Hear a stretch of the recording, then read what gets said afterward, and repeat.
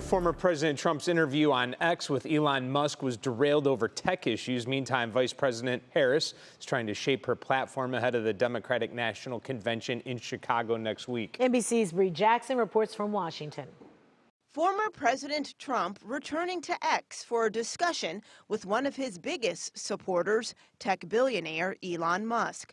Trump recounting his assassination attempt. For those people that don't believe in God, I think we got to all start thinking about that. You have to, I'm a believer. Now I'm more of a believer, I think. Mr. Trump going on to criticize his political opponent, Vice President Harris. Kamala was the border czar. Now she's denying it. Everything that I do, she's saying she was strong on the border. We're going to be strong. Trump telling Musk if elected to a second term, the U.S. would have the largest deportation in history. He also laid out other parts of his agenda. I want to close up Department of Education, move education back to the states. The Harris campaign releasing this statement, calling the interview unhinged and stating that Trump's extremism and dangerous Project 2025 agenda is a feature, not a glitch, of his campaign.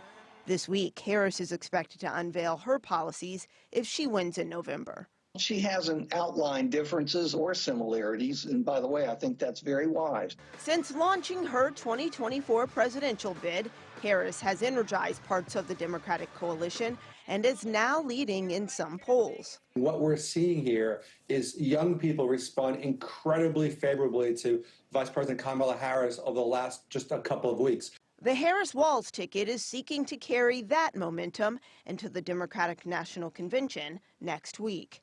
Vice President Harris and President Biden will hold their first joint event since he dropped out of the race on Thursday in Maryland. Meanwhile, former President Trump is set to hold a rally Saturday in Pennsylvania, a critical battleground state.